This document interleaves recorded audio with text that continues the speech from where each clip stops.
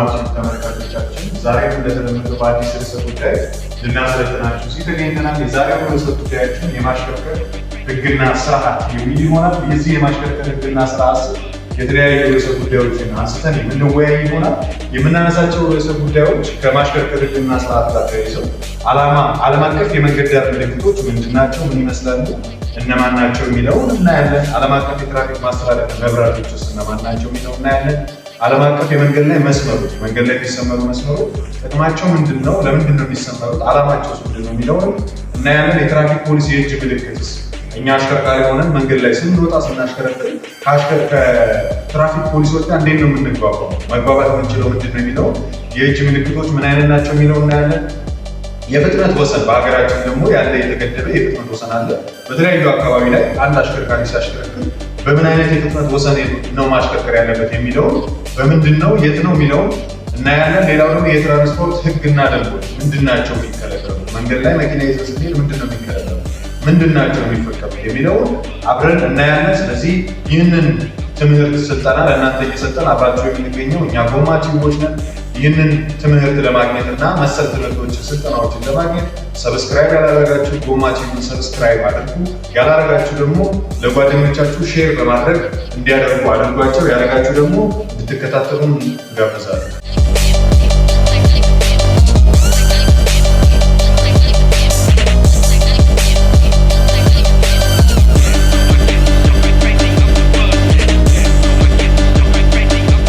እሺ፣ ዓለም አቀፍ የመንገድ ዳር ምልክቶች የሚለውን ከማየታችን በፊት ትንሽ ስለ ትራፊክና ትራፊክ ፖሊስ ትርጓሜ ምንነት የተወሰነ። ምክንያቱም እነዚህ ሁለት ተርሞች ተመሳሳይ ትርጉም ያላቸው የሚመስሉ ነገር ግን የተለየ ትርጉም ያላቸው ቃላቶች ስለሆኑ እነሱም ስለ ሕግ ስለምናወራ ሕግ ጋር ተያይዞ ደግሞ ሕግ አስከባሪ መኖር ስላለበት እሱ ጋር የተያያዘ ትንሽ እንነጋገራለን። የመጀመሪያው ትራፊክ የምንለው ነው። ትራፊክ ማለት አየር ላይና በየብስ በባህር ላይ የሚደረግ ማንኛውም እንቅስቃሴ ትራፊክ እንለዋለን።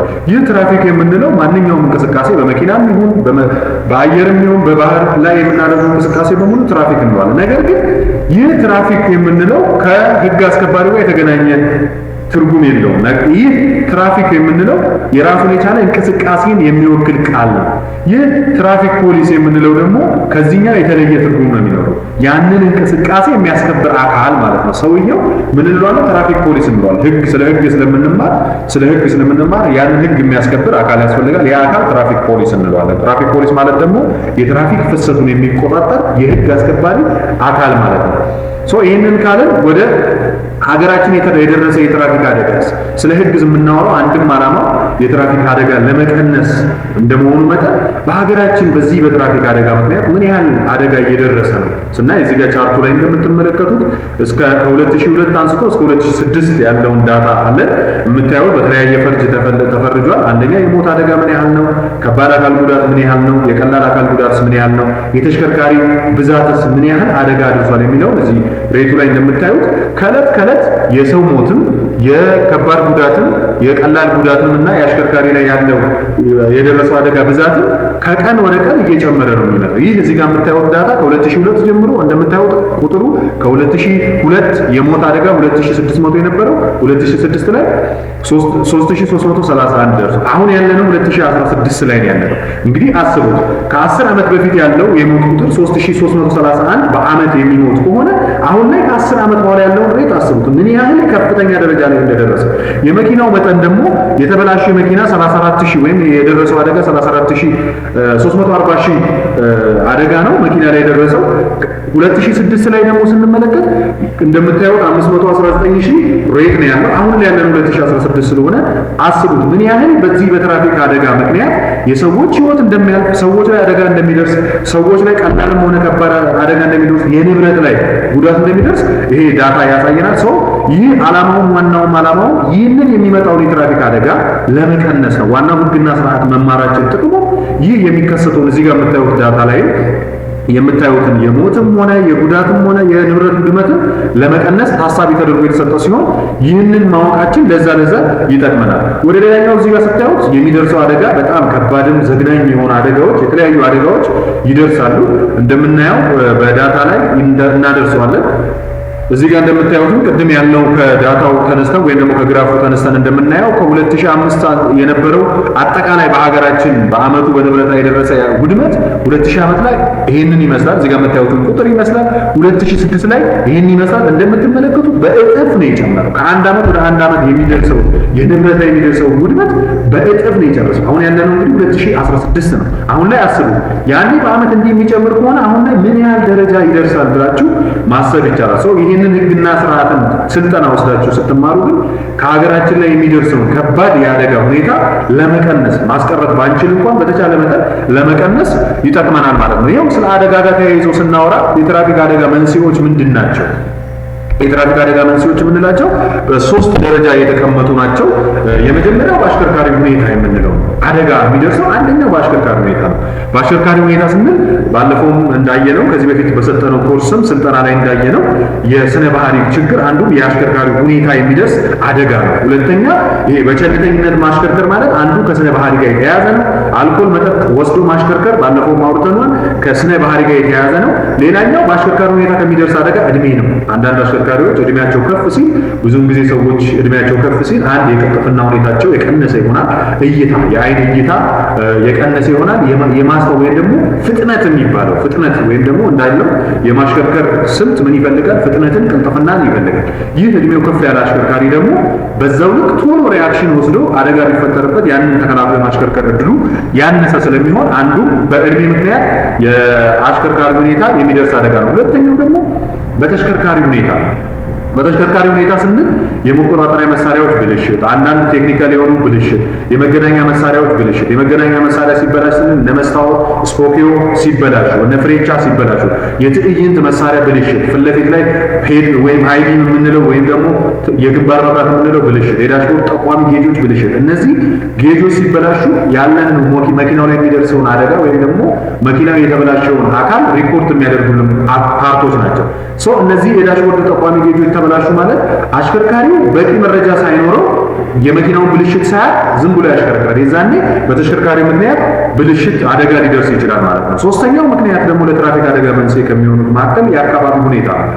አንድ አሽከርካሪ በተለያየ የአየር ንብረት ውስጥ በሚያሽከረክርበት ሰዓት ላይ ለአደጋ ተጋላጭ ይሆናል። በአካባቢ ሁኔታ ከሚደርሱት መካከል የአየር ሁኔታ ያ ማለት ዝናባማ መሆን፣ በረዶ መሆን፣ ጭቃ መሆን፣ የመንገዱ ሁኔታ ከዛ ጋር አጣጥመን ማሽከርከር መቻል አለበት። ቁልቁለትና ዳገት መብዛት፣ እነዚህ አንድም በአካባቢ ሁኔታ የትራፊክ አደጋ ሊፈጠር እንደ ምክንያትነት የሚጠቀሱ ናቸው። ሌላው ፍሰት ስንል በብዛት ከተማ ውስጥ የሚያሽከረክሩ አሽከርካሪዎች የተጨናነቀ ወይም ትራፊኪንግ በሚኖርበት ሰዓት ላይ አደጋ የመድረስ ወይም ደግሞ የመኪና ግጭት የመድረስ አቅሙ በጣም ከፍተኛ ነው። ይህም በአካባቢ ሁኔታ ረድፍ የሚመደብ አንድ የትራፊክ አደጋ መንስኤዎች የምንላቸው ናቸው።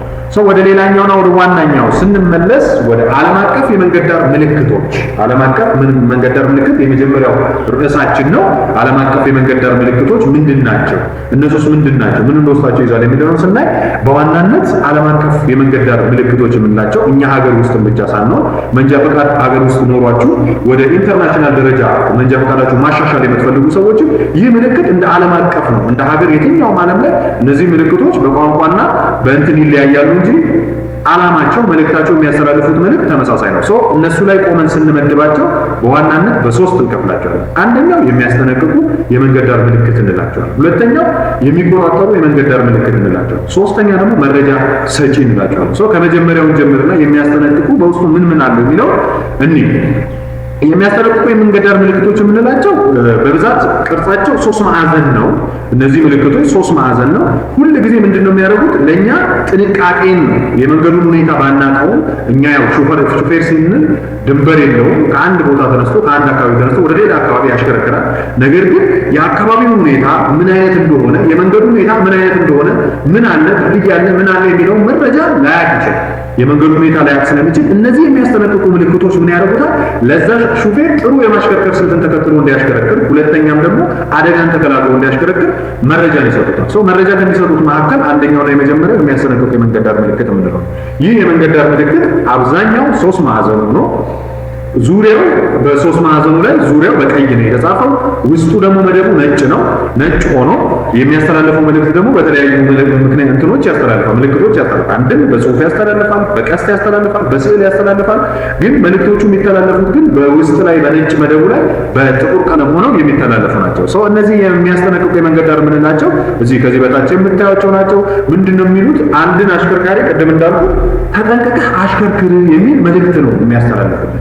እንዳልኩት መንገዱን ላያውቀው ይችላል፣ ሁኔታውን ላያውቀው ይችላል፣ ምን እንደሚሉ ላያውቀው ስለሚችል ተጠንቅቀህ አሽከርክር የሚለው መልእክት ነው የሚያስተላልፈው። እንደምታዩት እዚህ ጋር ከፊት ለፊት የእግረኛ ማቋረጫ መንገድ ስለሚያጋጥምህ ተጠንቅቀህ አሽከርክር፣ ቀጥታና ወደ ቀኝ የሚታጠፍ መንገድ ስለሚያጋጥምህ ተጠንቅቀህ አሽከርክር፣ ከፊት ለፊት ወደ ግራ ወይም ወደ ቀኝ የሚታጠፍ መንገድ ስለሚያጋጥምህ ተጠንቅቀህ አሽከርክር፣ ከፊት ለፊት በስተግራ እየጠበበ የሚመጣ መንገድ፣ አሁን ቅድም እንዳልኩት መንገዱ ምን ይሁን አሽከርካሪ አያውቅም። ነገር ግን ይህንን ምልክት ሲያይ ከፊት ለፊት በስተግራ እየጠበበ የሚሄድ መንገድ ስለሚያጋጥምህ ተጠንቅቀህ አሽከርክር የሚለው ምልክት ሲያይ ምን ያደርጋል? ጥንቃቄን ያደርጋል። አንድም ከአደጋ ራሱን እና የጫነውን ማህበረሰብ ተጠንቅቆ ሊያሽከረክር ይችላል። ሌላው ደግሞ ከፊት ለፊት የሚያንሸራትት መንገድ ስለሚያጋጥምህ ተጠንቀቀህ አሽከርክር፣ ከፊት ለፊት መንገድ ጠጋኞች ስለሚያጋጥሙ ተጠንቀቀህ አሽከርክር የሚል የመንገድ ዳር ምልክት ይሰጠዋል። እነዚህ እንዳልኳችሁ ምንድነው ይሄ የመንገድ ዳር ስራ መኖሩን አለመኖሩን ላያቅ ይችላል። የአሽከርካሪ ሲያሽከረክር የተለያየ መንገድ ላይ ነው ብያቸዋለሁ። ሲያሽከረክር የተለያየ መንገድ ላይ ስለሆነ ምን እንዳለ ከፊቱ ምንም እንደሚያጋጥመው ያለ እነዚህ ምልክቶች ያንን ነው የሚረዱት ወይም አሲስት የሚያደርጉት ጥሩ አሽከርክሮ አደጋ ተከላክሎ የሰውንም ንብረትም ቅድም እንዳልነው የሚደርሰውን ከፍተኛ የሆነ ከዕለት ተዕለት እየጨመረ የሚመጣውን የትራፊክ አደጋ ለመቀነስ በጣም ከፍተኛ አስተዋጽኦ አላቸው። በዚህ ጋር የምታዩት ከፊት ለፊት የትራፊክ ማስተላለፊያ መብራት ስለሚያጋጥም ተጠንቀቀህ አሽከርክር፣ ከፊት ለፊት አስፋልት ጨርሰ ፒስታ መንገድ ስለሚያጋጥም ተጠንቀቀህ አሽከርክር። በብዛት ወደ ክፍለ ሀገር ወደ ውስጥ ገባ ወዳለ መንገድ የሚያሽከረክሩ አሽከርካሪዎች ይሄ ይጠቅማቸዋል መረጃ። ከፊት ለፊት አደገኛ ዳገት መንገድ ስለሚያጋጥም ተጠንቀቀህ አሽከርክር። ዳገት መሆኑ በምን ያህል ፍጥነት ሊሄድ እንዴት ሊሄድ የሚለውንም ካልኩሌት አድርጎ የመኪናውን ፍጥነትና ጉልበት ለመቆጣጠር ለሹፌሩ ከፍተኛ የሆነ መረጃ ይሰጣል። እዚህ ጋር የምናየው ከፊት ለፊት ደሴት አካፋይ መንገድ ስለሚያጋጥሙ ተጠንቅቀህ አሽከርክር። ከፊት ለፊት መንገድ ቀያሾች ስለሚያጋጥሙ ተጠንቅቀህ አሽከርክር። ከፊት ለፊት ተላላፊ ቅድሚያ ስት የሚል መንገድ ስለሚያጋጥም ተጠንቅቀህ እንዳልነው የተለያዩ ገንቢ የሆኑ ከአደጋ የሚከላከሉ መረጃዎችን ተጠንቅቀህ አሽከርክር፣ ተጠንቅቀህ አሽከርክር፣ ተጠንቅቀህ አሽከርክር እያሉ ለእኛ መረጃን ያስተላልፋል። እዚህ ጋር የምናየው ከፊት ለፊት ወንዝ ስለሚያጋጥም ተጠንቅቀህ አሽከርክር። ከፊት ለፊት የቤት እንስሳ ስለሚያጋጥም ተጠንቅቀህ አሽከርክር። ምልክቱም እንዳላየ ነው በምልክት ወይ በስዕል በጽሁፍ ብለናል። አንዱም እዚህ ጋር የእንስሳ ምልክትን ስናይ ከፊት ለፊት የቤት እንስሳ ስለሚያጋጥም ተጠንቅቀህ አሽከርክር ነው። ከፊት ለፊት ወደ ግራ የሚታጠፍ እዚህ ጋር ቀስቷን እንደምታዩት ወደ ግራ የሚታጠፍ ስለሆነ መንገዱ ቀጥ ያለ ሆኖ ልክ ይሄን ምልክት ካለበት በኋላ የሚታጠፍ ምልክት መኖሩን ነግሮ ለሹፌሩ ጥንቃቄ እንዲያደርግ የሚረዳ ነው። ሌላው ደግሞ ከፊት ለፊት ቀጥታና ወደ ግራ የሚታጠፍ መንገድ ስለሚያጋጥም ተጠንቀቀህ አሽከርክር። ከፊት ለፊት መዝጊያ ያለው ባቡር ሀዲድ አሁን ከተማ ላይ በብዛት እነዚህ የባቡር ሀዲዶች ስላሉ ከክፍለ ሀገር መጥተው የሚያሽከረክሩ ሹፌሮች ሲኖሩ እነዚህ ምልክቶች ሲያዩ ምንድነው ባቡር ስላለ ያንን ተጠንቅቀው እንዲያሽከረክሩ መልእክት ያስተላልፋቸዋል። ምክንያቱም ክፍለ ሀገር ላይ በብዛት ባቡር የለም። እንደ አዲስ አበባ እንደ ኢትዮጵያም ያለው የባቡር አዲስ አበባ ላይ እና ድሬዳዋ አካባቢ ስለሆነ ከዛ አካባቢ ላይ ከፊት ለፊት መዝጊያ ያለው የባቡር ሀዲድ መንገድ ስለሚያጋጥም ተጠንቅቀህ አሽከርክር የሚለውን ምልክት ይሰጣል። በአጠቃላይ እነዚህ ተጠንቅቀህ አሽከርክር የሚሉ ምልክቶች ጥንቃቄን በውስጡ ያዘለ ነው። ያ ማለት አደጋ እንዳይደርስ ተጠንቅቀህ አካባቢን ቃኝተህ በምን ስፒድ መሄድ አለብህ፣ ፍጥነትን ቀንሰህ ከአደጋ ራስን እየተከላከልክ አሽከርክር የሚለው መልእክት የሚያስተላልፉ የመጀመሪያው የመንገድ ዳር ምልክቶች ዓለም አቀፍ የመንገድ ዳር ምልክቶች የሚያስጠነቅቁ እንላቸዋለን። ወደ ሁለተኛው ስንመጣ ደግሞ የሚቆጣጠሩ የመንገድ ዳር ምልክቶች እንላቸዋለን። የሚቆጣጠሩ የመንገድ ዳር ምልክቶች የመንገድ ዳር ምልክቶች በውስጣቸው እነዚህ ደግሞ ሶስት ንዑስ ክፍሎች ይዘዋል ወይም ደግሞ ንዑስ አካላት አላቸው። የሚቆጣጠሩ ናቸው። እንደ ስማቸው የሚቆጣጠሩ እኛን የሚቆጣጠሩ መቆጣጠር ስንል አታርግ ብለው እኛን ምን የሚያደርጉ የሚከለክሉ የሚያስገድዱና ቅድሚያ የሚያሰጡ ናቸው። ሶስቱ የሚከለክሉ አንደኛ የምንከለክል ነው፣ ሁለተኛ የሚያስገድዱ ናቸው፣ ሶስተኛ ደግሞ ቅድሚያ የሚያሰጡ ናቸው። ያው እንደ ስሙ የሚቆጣጠሩ ስለ እኛን ምን የሚያደርጉ አሽከርካሪ መኪና ይዞ በሚነዳበት ሰዓት ላይ ይቆጣጠሩታል። ምን ማድረግ አለብህ፣ እዚህ መንገድ ላይ ይህን ማድረግ አለብህ፣ እዚህ መንገድ ላይ ይህን ማድረግ የለብህ፣ ለእንደዚህ ቅድሚያ መስጠት አለብህ፣ እንደዚህ ደግሞ ቅድሚያ መስጠት አለብህ ብለው የሚያስገድዱን የሚያስገድዱን የሚከለክሉና ቅድሚያ የሚያሰጡን የመንገድ ዳር ምልክቶች ሶስቱ የሚቆጣጠሩ የመንገድ ዳር ምልክቶች እንላቸዋለን። አንድ በአንድ ስናያቸው የሚከለክሉ የመንገድ ዳር ምልክቶች የምንላቸው ምን ምንድን ናቸው? በቅርጽም ይለያያሉ ብለናል ቅድም እንዳወራን። ቅርጻቸው እነዚህ ደግሞ ከነዛ የሚለያቸው ክብ ናቸው። ክብ ሆነው ዙሪያቸው ክብ ሆነው በቀይ ነው። ዙሪያቸው ከፈፉ በቀይ ነው የተጻፈው። መደባቸው ደግሞ ነጭ ነው። እንደ ቅድሙ ሁሉ መልእክቱን የሚያስተላልፉ ለኛ መልእክቱን የሚያስተላልፉ በተለያየ አይነት ነው። አንደኛው በቀስት ሊሆን ይችላል፣ በስዕል ሊሆን ይችላል፣ በጽሁፍ ሊሆን ይችላል። ግን ጽሁፉ የሚጻፈው በጥቁር ቀለም ነው። ስዕሉ የሚጻፈው በጥቁር ቀለም ነው። በቀስቱ የሚጻፈው በጥቁር ቀለም ነው። ይህንን የሚያስተላልፍ የመንገድ ዳር ምልክት የሚከለክሉ እንላቸዋለን። የሚወስዱትን ተሽከርካሪ አሁን እነዚህ ምንድነው የሚወስኑ ስንል የተሽከርካሪው በዚህ ፍጥነት፣ በዚህ ክብደት፣ በዚህ ከፍታ፣ በዚህ ስፋት፣ ርዝመት ይሄን ያህል መሆን አለበት የሚለውን መልእክት ነው የሚያስተላልፉት። ሹፌሩ መኪና ይዞ እየመጣ በዚህ ክብደት ከዚህ በላይ ማለፍ አልችልም፣ ከዚህ በላይ መሄድ አልችልም የሚለውን መልእክት ነው የሚያስተላልፉት። ስፋቱ የመንገዱ ከመንገድ ደህንነትም አንጻር ስናየው ለመንገዱ እድሜም እንዲረዝም ስንል ይህ በዚህ ፍጥነት አሽከርክር፣ ይሄ እንዲህ ስለሆነ ይሄን አድርግ ብለው እኛ ምን ያደርጉናል? ይከለክሉናል። እነዚህ ምልክቶች እዚህ ጋር እንደምታዩቸው ከፈፋቸው በቀይ ነው፣ ውስጣቸው መደባቸው ነው። የሚያስተላልፉት መልእክት ደግሞ በጥቁር ነው። አሁን እዚህ ጋር የምናየው መጀመሪያ ወደ ቀኝ መታጠፍ የተከለከለ ነው እንዳልነው የሚከለክል ስለሆነ ምንድን ነው ወደ ቀኝ መታጠፍ የተከለከለ ነው። መጨረሻቸው ላይ እነዚህ ምልክቶች ምናላቸው የተከለከለ ነው ማድረግ እንደማንችል ይነግሩናል። ሌላው እዚህ ጋር የምታዩት 50 ሜትር ባነሰ ርቀት ተከታትሎ ማሽከርከር የተከለከለ ነው። ከፊት ካለው አሽከርካሪ ስናሽከረከር ከኋላ ሆነን ስናሽከረከር በዛ መንገድ ላይ ወይም ይሄ ምልክት ባለበት መንገድ ላይ ከ50 ሜትር በላይ ተጠግቶ ማሽከርከር አይቻልም። ለተሽከርካሪ ማለፍ የተከለከለ ነው። የጎን ርዝመታቸው ወይም መኪኖቹ የጎን ርዝመታቸው 10 ወይም በስዕሉ ላይ እንደምትመለከቱት በላይ ማለፍ የተከለከለ ነው። ሳይክል እያሽከረከሩ ማለፍ የተከለከለ ነው። እዚህ ጋር ሳይክል ምልክት አለ። ፒ ደግሞ የምታዩት ፓርኪንግ ወይም ደግሞ ማቆም የተከለከለ ወይም አቁሙ ተሽከርካሪና አቁሙ ማቆም የተከለከለ ነው የሚለውን ይነግረናል። እነዚህ ምንድናቸው? የተከለከሉ ነው የሚለውን መልእክት መጨረሻቸውን መከልከልን ያዘለ መልእክት ለኛ ያደርጉና ለምንድን ነው እንዲህ የሚከለክሉ ስንል የአካባቢ አደገኛ ሊሆን ይችላል። እኛ ከአደጋ እንድንጠበቅ፣ ሰዎች ከአደጋ እንዲጠበቁ፣ ምንም የትራፊክ አደጋ እንዲደርስ እየደረሰ ካለም ደግሞ እንዲቀንስ መልእክትን የሚያስተላልፉልን ናቸው። እዚህ ጋር የምናየው ደግሞ ጠቅላላ ክብደቱ ወይም የመኪናው ክብደት ጽሁፉ ላይ ከተገለጸው በላይ ማለፍ የተከለከለ ነው። ይሄ ማለት መንገዱን ሊጎዳው ስለሚችል አንዳንድ መንገዶች ለቀላል መኪኖች ተብለው የሚሰሩ አሉ። እነዚህ አሁን በቶን የተቀመጠ ነው። 5.4 ቶን ማለት ትንሽ ነው። ትልልቅ መኪኖች 10 ቶን ምናምን ያላቸው መኪኖች በዚህ መንገድ ላይ በሚሄዱበት ሰዓት ላይ የመንገዱን ሊያበላሹት ይችላሉ። ያንን አደጋ ስለሚያደርሱ የመንገድ አደጋ ደግሞ እንዳልነው እንደ ሀገር መኪኖች መንገድ ተበላሸ ማለት ትራፊኪንግ ሊያመጣ ይችላል። ወይም ማስተላለፊያ መንገዶች፣ አቋራጭ መንገዶች ስለሚታጡ በዚህ ክብደት ወሰን መሰረት የተፈቀደላቸው መኪኖች ናቸው። ከዚህ በላይ የሆኑት ግን ማሽከርከር አይችሉም የሚለውን መልእክት የሚያስተላልፍልን ነው። ሌላው ለእግረኛ ማለፍ የተከለከለ ነው። ለእግረኛ ማለፊያ የተፈቀደ ቦታ አለ። በዛ መንገድ ብቻ እንዲያልፍ ይህ ምልክት ባለፈበት ቦታ ላይ ለእግረኛ ማለፍ የተከለከለ መሆኑን የሚያደርግ ነው። ጥሩምባ ማሰማት የተከለከለ ነው። እነዚህ ጥሩምባ ብዙ ጊዜ እነዚህ የጸጥታ አካላት፣ የጤና ጣቢያዎች፣ እነዚህ አካባቢዎች፣ የሃይማኖት ተቋማቶች እነዚህ ቦታዎች ላይ እነዚህ ምልክቶች በብዛት ይቀመጣሉ።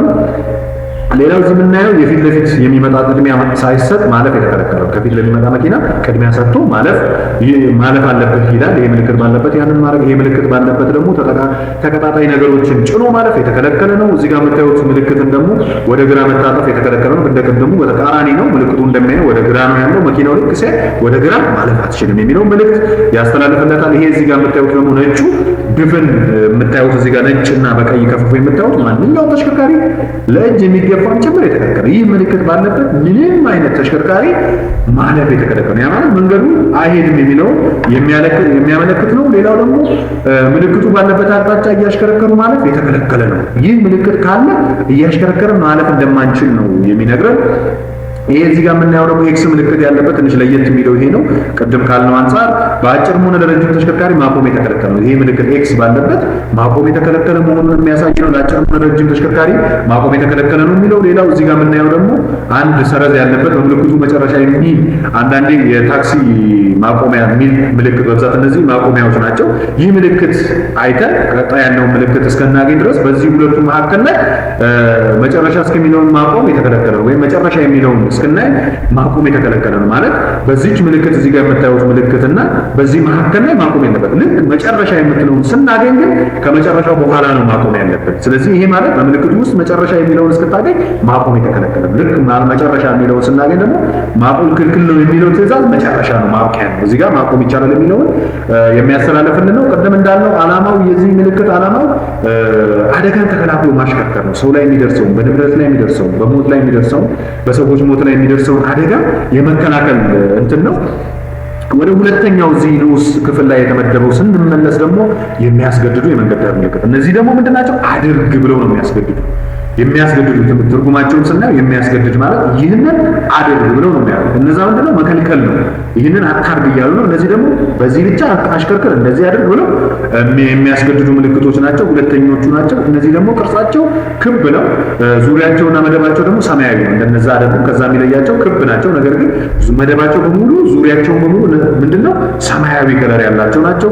የሚያስተላልፉት መልእክት ደግሞ እዛ ሰማያዊ ላይ በነጭ ሆኖ በስዕል ሊሆን ይችላል፣ በቀስ ሊሆን ይችላል፣ በጽሁፍ መልእክቱን ያስተላልፋሉ ወይም ደግሞ የሚፈለገውን ትዕዛዝ ያስተላልፋሉ፣ የሚያስገድዱትን ትዕዛዝ ያስተላልፋሉ። እነዛ ምንድናቸው ስንል እዚህ ጋር እንደምትመለከቱት እንደሚያስገድዱ ስለሆኑ ቀስቱ በሚያሽከረክርበት አቅጣጫ በስተግራ ብቻ አሽከርክር። እዚህ ጋር ያያችሁ የማስገደድ ባህሪ ያለው ያ ማለት ቀስቱ ይሄ ምልክት ባለበት አካባቢ ላይ በቀስቱ ዳይሬክሽን ብቻ አሽከርክር ነው የሚለው። በዛ ማሽከርከር የተከለከለ ነው የሚለው መልእክት ነው የሚያስተላልፈው። እዚህ ጋር እንደምናየው ደግሞ ቀስቱ በሚያመለክትበት አቅጣጫ በስተግራ በስተቀኝ ያብቅዱ በስተግራ ነበር። አሁን ደግሞ በስተቀኝ ብቻ አሽከርክር። ቀስቱ ወደ ቀኝና ወደ ግራ ያሳየናል። ሌላው ደግሞ የፍጥነት ወሰንን ነው የሚያሳየው። እዚህ ጋር በሰዓት ከተገለጸው ፍጥነት ብቻ አሽከርክር። ያ ማለት በብዛት እነዚህ በከተማ ክልል ውስጥ የሚቀመጡ ምልክቶች ናቸው። በ60 ከተፈቀደለት 60 ይላል። 60 ኪሎ ሜትር በሰዓት ብቻ እየነዳ አሽከርክር፣ ከዛ በላይ ከነዳ አደጋ ታደርሳለህ የሚልን መልእክት ነው የሚያስተላልፈው። እዚህ ጋር እንደምናየው ደግሞ ቀስቱ እንደሚያመለክተው አደባባይ በስተግራ ዞሮ ብቻ አለፍ። አሁን ይሄ በብዛት አደባባይ ላይ የሚተከሉ የመንገድ ዳር ምልክቶች ናቸው። እነዚህ ምንድነው? አደባባይ በቀኝ መዞር አይቻልም። ምንድነው? በግራ መዞርን ማለፍ የምንችለው። ስለዚህ በግራ ለማለፍ ይሄንን እናደርጋለን። አዌርነስ ላልናቸው ፕላስ ለጠፋባቸው አሽከርካሪዎች ለማስታወስ ነው። ከፊት አደባባይ ያለ የሚለው ለሚያውቁት እንደ ማስታወሻነት ፊት ለፊት አደባባይ ላይ ይገኛል። መልእክቱ ምንድነው? በስተግራ አደባባይ በስተግራ ብቻ ዞር ብቻ አለፍ የሚለውን የማስገደድ ቃል ይናገራል። ሌላው ደግሞ ለከባድ ተሽከርካሪ ብቻ የተፈቀደ ይላል። ከባድ መኪና ብቻ የተፈቀደላቸው የራሳቸው መኪና መንገድ አለ። በዛ መኪና ላይ በዛ መንገድ ላይ ይህ ምልክት ባለበት መንገድ ላይ ለከባድ ተሽከርካሪ ብቻ የሚፈቀድ ነው። እዚህ ጋር እንደምታዩት ለማቆም ደግሞ ቀስቱ በሚያመለክተው አቅጣጫ ብቻ ለፓርኪንግ የተፈቀደ ነው የሚለውን ያመለክታል። ወደ ግራና ወደ ቀኝ ብቻ አሽከርክር የሚለውን ያሳያል። ይሄኛው ቀጥታና ወደ ግራ ብቻ አሽከርክር ይላል። ይሄ ደግሞ ከደሴት በስተግራ ብቻ አሽከርክር ይላል። በ50 ይሄ ደግሞ በምልክቱ ላይ ከተመለከተው ፍጥነት ብቻ አሽከርክር ይላል። ይሄ ደግሞ ከደሴቱ በስተግራ ብቻ የሚለውን መልእክት ያስተላልፋል። ሰው እንዳለው እነዚህ ምንድናቸው? የሚያስገድዱ ስለሆኑ አርግ፣ እንዲህ አርግ፣ በዚህ ብቻ አርግ የሚለውን መልእክት በውስጣቸው ይይዛል። ዓላማቸውም ከነዛ የተለየ አይደለም። አደጋን መቀነስ፣ አደጋን መከላከል፣ እንዳይደርስ ማድረግ ነው ዓላማቸው። ወደ ሶስተኛው ንዑስ ስንገባ ደግሞ ቅድሚያ የሚያሰጡ የመንገድ ዳር ምልክቶች ናቸው። እነዚህ ደግሞ ቅድሚያ የሚያሰጡ የምንላቸው እነዚህ ሶስቱ መደቦች መካከል በአመርሃ በሶስተኛነት የምንፈርጀው ነው ወይም የምንመደበው ነው። እነዚህ ደግሞ ቅርጻቸው እና መደባቸው የተለያዩ ናቸው። አንድ አናገኛቸው። እዚህ ስዕሉ ላይ እንደምታዩት የተለያዩ ነው። የሚያስተላልፉት መልእክት ደግሞ ተመሳሳይ ነው። ዋናው ዓላማ ምንድነው? ቅድሚያ የሚያሰጡ ስለሆነ ቅድሚያ ስጥ ወይም ደግሞ አግኝ የሚለው መልእክት ነው ለኛ የሚያስተላልፉት። ወይ ለኛ ያስገኙልናል ወይ ደግሞ ለሌላው አሽከርካሪ ቅድሚያ ስጥ ብለው ለሌላው አሽከርካሪ ምን ያስገኙልናል። እንዳልነው እዚህ ጋር እንደምትመለከቷቸው ቅርጻቸው እና እንትናቸው ተመሳሳይ አይደለም እንደ ሌሎቹ። እዚህ ጋር አንደኛ ስቶፕ ይላል፣ በእጅ ምልክት አለች። ቆመ ቅድሚያ ስጥ ይላል። ቆመ ማለት አንድ አሽከርካሪ ከፊት ሊመጣ ይችላል፣ ከጎን ሊመጣ ስለሚችል ምን ታደርጋለህ? ቆመህ ነው ቅድሚያ መስጠት ያለብህ የሚለው መልእክት ስለሚያሳልፍ ቆመ ቅድሚያ ስጥ ይላል። እዚህ ጋር የምታዩት ደግሞ የተዘቀዘቀ ሶስት ማዕዘን የምትለው በብዛት በመገናኛ መንገድ ላይ ለተላላፊ ቅድሚያ ስጥ ነው። መገናኛ ላይ ክሮስ መንገድ መስቀለኛ ላይ የሚገኝ ጊዜ ምን ታደርጋለህ? ቅድሚያ ስጥ፣ ቆመ ቅድሚያ ስጥ ወይም ለተላላፊዎቹ ቅድሚያ ስጥ የሚለው መልእክት ነው የሚያስተላልፈው። ቅድም እንዳለው አደባባይ ለገባ ቅድሚያ ስጥ ወይም አንድ አሽከርካሪ መጥቶ ቀድሞ አደባባይ እያለ እያወቅ አትገባም። ይህ ምልክት ካለ ምንድነው? ቅድሚያ ስጥ የሚለው መልእክት ነው የሚያስተላልፈው። እዚህ ጋር በቢጫ የምታዩት ደግሞ ቅድሚያ የሚያሰጥህ ነው። አሁን አንዳንዴ ቅድሚያ ስጥ ብቻ ሳይሆን አንተ አሽከርካሪው ምን አለ ቅድሚያ አለ ማለት ነው። ቅድሚያ አለ ስንል ሌላው አሽከርካሪ ይህ ምልክት ባለበት ለአንተ ምን ያደርጋል? ቅድሚያ ይሰጣል። ለባለ መንገዱ ቅድሚያ ይሰጣል ማለት ነው። ቅድሚያ አለ የሚለው ነው። ይህ ምልክት ደግሞ ባለበት ደግሞ ቅድሚያ የሚያበቃበት ነው እንዳልነው የሆነ ወሰን ይሰጣል። በዛ ክልል ውስጥ አንተ ሁሉ ጊዜ ቅድሚያ ያለ ስታሽከረክር ያ ምልክት ግን ማብቂያው ከሚለው እዚህ ጋር እንደምታዩት ካለበት መጨረሻ ከሆነ ምንድነው ቅድሚያ ያለ የሚለው ምልክት መጨረሻ መሆኑን የሚያመለክት ነው። ሰው እነዚህም ዓላማቸው ጥሩ የሆነ የትራፊክ ፍሰት ኖሮ አደጋን ለመቀነስ ነው። ወይም ቅድሚያ መስጠት ባለበት በአደባባይ ቦታ፣ በመስቀለኛ ቦታ ላይ ቅድሚያ መስጠት ያለበት ላለበት መስጠት ሰጥቶ የሚመጣውን የትራፊክ መጨናነቅ ለመቀነስ ነው። ወደ ሌላኛውና ወደ ሁለተኛው ወደ ሶስተኛው መንገድ ዳር ምልክቶች ስንመለስ ዓለም አቀፍ የመንገድ ዳር ምልክቶች ስንመለስ መረጃ ሰጪ የመንገድ ዳር ምልክቶች እንላቸው። እነዚህ ሶስተኞቹ የመረጃ ሰጪ የመንገድ ዳር ምልክቶች እንላቸው ናቸው። እነዚህ ዓለም አቀፍ የመንገድ ዳር ምልክቶች ናቸው። እነዚህ የሚሰጡት ደግሞ ሁለት ንዑስ እንከፍላቸዋለን። አንደኛው ራሱ መረጃ ሰጪ ወይም አገልግሎት ጠቋሚ የምንላቸው አሉ። ሁለተኛ ደግሞ የአቅጣጫ ጠቋሚ፣ እነዚህ በብዛት ሃይዌይ ላይ ትልልቅ አደባባዮች ላይ የምናገኛቸው ምልክቶች ናቸው። እነዚህ ደግሞ መረጃ ሰጪ ወይም አገልግሎት ጠቋሚ የምንላቸው አንድ አሽከርካሪ ከሆነ አካባቢ ተነስቶ ወደ ሌላ አካባቢ ሲሄድ እነዚህ ሁሉ ያሉበትን ቦታ የግድ ማወቅ አይጠበቅበትም። በከተማ ክልል ውስጥም ሲያሽከረክር እነዚህ ምልክቶች ተከትሎ ወይም እነዚህ ምልክቶች ባሉበት የሚፈልገውን ነገር ማግኘት ይችላል። ለምሳሌ እዚህ ጋር የምናየው የነዳጅ ወይም ማደያ ያለበት ምልክት ነው። እዚህ ጋር ምልክት ባለበት ቦታ ላይ እዛ አካባቢ ላይ ማደያ መኖሩ፣ እዚህ ጋር ካፌ መኖሩ፣ እዚህ ጋር ደግሞ ሆቴል መኖሩ፣ ምግብ ቤት ሬስቶራንት መኖሩ፣ እነዚህ ምን ይላሉ? መረጃ ሰጪ ስለሆኑ ለኛ ሊሰጡንና የምንፈልገውን አገልግሎት እንድንገለገል ያደርጉናል። ሌላኞቹ ደግሞ አቅጣጫ ጠቋሚ የምንለው አሁን በብዛት እነዚህ አቅጣጫ ጠቋሚዎች በተለያዩ አደባባዮች ላይ፣ ሃይዌዎች ላይ፣ ማሳለጫዎች ላይ የሚገኙ ናቸው። ምንድነው የሚያደርጉት? በዚህ እንደዚህ ያህል ይሄን ያህል ኪሎ ሜትር አሽከርክር፣ በዚህ በኩል እንደዚህ ሂድ፣ ወደ ሳሪስ መሄጃው ይሄ ነው፣ ወደ እንትን መሄጃ ነው ብሎ የምንሄድበትን አካባቢ ምን ያደርጉናል? ይነግሩናል፣ ይጠቁሙናል። እነዚህ ምንድናቸው? አቅጣጫ ጠቋሚ ናቸው። በዚህ ወደ ስቴዲየም መሄድ ከፈለኩ በዚህ ጋር ሄድ፣ ወደ ቄራ መሄድ መነለት በዚህ ጋር ሄድ እያሉ ምንድነው የምንሄድበትን አቅጣጫ ለኛ ይጠቁሙናል። ሰው እነዚህ ለዛ ነው አቅጣጫ ጠቋሚ የምንላቸው። ሌላ የተለያዩ አካባቢዎችም ወደዚህ ወደ እንትን መንገድ ይሄ ነው፣ ወደ እንትን መንገድ ይሄ ነው። በብዛት እንደዚህ መገንጠያ ያላቸው ቦታዎች ላይ አንዳንዴ መንገዱን ባናውቀው ምን ያደርጉናል? ወደዚህ ከሄድ ወደዚህ አቅጣጫ ነው የምትሄደው፣ ወደዚህ ከሄድ ወደዚህ ነው፣ ወደዚህ ወደ ቄራ ነው ስቴዲየም ብለው ምን ያደርጉናል? መንገዱን ባናውቀውም እንኳን ለኛ መረጃን ያስተላልፉናል። ሰው እነዚህ ሶስተኞቹና ዋናዎቹ ምንድናቸው? የመንገድ ዳር ምልክት የምንላቸው ናቸው። እንግዲህ ሶስት ንዑስ ከፍለን አይተናቸዋል። ወደ ሌላኛው ርዕሰ ጉዳያችን ስንሄድ ደግሞ ዓለም አቀፍ የትራፊክ ማስተላለፊያ መብራቶችስ እንደ ምልክቶች ሁሉ ማስተላለፊያ መብራቶችም የራሳቸው ትርጉም አላቸው። እነዚህ ምንድናቸው? በዋናነት በሁለት እንከፍላቸዋለን። አንደኛው የእግረኛ ማስተላለፊያ መብራት ይባላል። ሁለተኛው ደግሞ የተሽከርካሪ ማስተላለፊያ መብራቶች እንላቸዋለን። የእግረኛ ማስተላለፊያ መብራት የምንላቸው ሁለት አይነት ናቸው። ቀይና አረንጓዴ ናቸው። የእግረኛ የሚጠቅሙትም ለእግረኛው ነው። እግረኛው ምን ሰዓት መሄድ እንዳለበት፣ ምን ሰዓት መቆም እንዳለበት መልእክት ያስተላልፉለታል። አሁን እግረኛው ልክ ቀይ ሲበራ ቁም የሚል መልእክት ያስተላልፉለታል። መንቀሳቀሳችንም ነው። ከሄደ ወይም ደግሞ ቁም እያለ ከሄደ አደጋ ይደርሳል። ዋናው ዓላማው ብያቸዋለሁ የዚህም ትምህርት አደጋን ለመከላከልና ተጠንቅቆ ለማሽከርከር ነው። ወይም የአደጋን ሬት ለመቀነስ ነው። ሌላ ምንም ዓላማ የለውም። ስለዚህ ቀይ ሲበራ ቁም ማለት ነው። አረንጓዴ ሲበራ ደግሞ እለፍ ወይም ደግሞ ተንቀሳቀስ የሚለውን መልእክት ያስተላልፋሉ። ሰው እነዚህ የእግረኛ ማስተላለፊያ መብራቶች እንላቸዋለን። ሁለተኛው ደግሞ የተሽከርካሪ ማስተላለፊያ መብራት እንላቸዋለን። እነዚህ ደግሞ ሶስት ናቸው። የተሽከርካሪውና የእግረኛ የሚለየው የእግረኛው ሁለት ነው ያለው መብራት፣ የተሽከርካሪ ደግሞ ስንት ነው? ሶስት መብራቶች አሉ። እነዚህ ሶስቱ ቀይ፣ ቢጫና አረንጓዴ መብራቶች ናቸው። ትርጉማቸውስ ምንድን ነው? በቅደም ተከተል እናያቸዋለን። ቅደም ተከተላቸው ምንድን ነው? መጀመሪያ ቀይ ሲበራ የሚመጣውን አሽከርካሪ ምን እያለው ነው? ቁም እያለው ነው። ቀይ ብቻውን ሲበራ ቁም ነው ማለት አትችልም የሚለውን መልእክት ያስተላልፋል። ቀጣይ ደግሞ ቀይና ቢጫ አብረው የሚበሩበት ሁኔታ አለ። እዚህ ሰዓት ላይ ልክ ቀይና ቢጫ አብረው ሲበሩ ምንድነው? ቆመ የነበሩት ለመሄድ ተዘጋጅ ወይም ደግሞ ቆመ የነበሩት ምንድናቸው? ለመሄድ ተዘጋጅ ነው የሚሰጡት መልእክት። ተዘጋጅ እያሉት ነው ያሉት። ልክ ከቀይ ከነዚህ በኋላ ቢጫና ቀይ ከበሩ በኋላ ቀጥታ አረንጓዴ ሲበራ ደግሞ ምንድነው? አልፈህ ሂድ የሚለውን መልእክት ያስተላልፋል። አልፈህ ሂድ የሚለውን መልእክት ያስተላልፋል። ከዛ በኋላ ደግሞ ከአረንጓዴ በኋላ ማን ይበራል? ቢጫ ይበራል። ያ ማለት ከአረንጓዴ በኋላ የሚበራው ቢጫ የሚሰጠው መልእክት ይለያያል። ምንድነው? መጀመሪያ ላይ ከቀዩ ጋር የሰጠው ቆመ የነበርከው ለኔ ተዘጋጅ የሚል ነው። ከቀዩ ጋር ሲበራ ግን ብቻውን ቢጫው ሲበራ ምን አይነት መልእክት ነው የሚያስተላልፈው?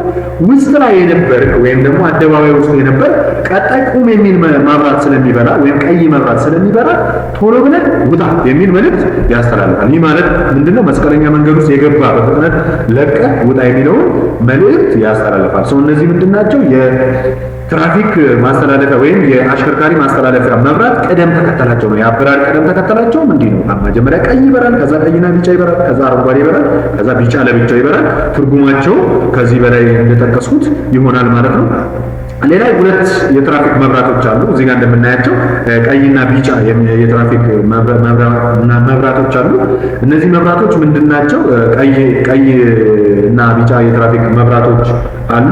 እነዚህ ቀይና ቢጫው የትራፊክ መብራቶች ምንድናቸው? ብልጭ ጥፍት እያሉ ነው የሚበሩት።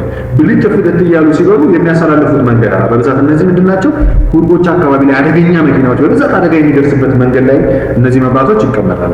ለምሳሌ መጀመሪያው ቀዩ ብልጭ ጥፍት እያለ ሲበራ የደረሰ አሽከርካሪ ቆመ፣ ግራ ቀኝን አይተህ ተጠንቀቀህ አሽከርክር ነው። ይሄ ምንድነው? አሽከርካሪ በብዛት እንደዚህ ምልክቶች የሚቀመጡት እንዳልኳችሁ አደጋ በብዛት የሚደርስበት ቦታ ላይ ምንድነው ተብሎ ሲታይ መስቀለኛ አካባቢዎች ላይ ምናምን ነው ይሄ አደጋ የሚደርሰው። ስለዚህ እነዚህ ምልክት ሲኖሩ ምንድነው የዋርኒንግ ዞን መኖራቸው ነው። ዋርኒንግ ዞን መሆናቸውን ነው የሚያው ሰው። እነዚህ ቀዩ ሲበራ ምንድነው ትቆምና ግራ ቀኝን አይተህ ተጠንቀቀህ እንዲያልፍ የሚያስተላልፉ መንገድ ነው። ሁለተኛው ደግሞ ቢጫው ደግሞ ብልጭ ጥፍት እያለ ሲበራ የደረሰ አሽከርካሪ ፍጥነት በመቀነስ የመጀመሪያው ቆሞ ነው ቅድሚያ የሚሰጠው። ይሄ ደግሞ ፍጥነትን በመቀነስ ግራ ቀኝን አይተህ ተጠንቅቀህ እንዲያልፍ ነው የሚሰጠው መረጃ። ምንድነው ግራ ቀኝን እና እለፍ የሚለው ያስተላልፋል። ይሄ ቢጫው በብዛት እንዳልኳችሁ ኩርብ አካባቢዎች ላይ፣ መስቀለኛ አካባቢዎች ላይ እነዚህ የትራፊክ መብራቶች ይቀመጣሉ። ሰው የትራፊክ ማስተላለፊያ መብራት የምንላቸው የእግረኛና የአሽከርካሪ ናቸው። ይሄም ከአሽከርካሪ ማስተላለፊያ መብራቶች መካከል ይመደባል።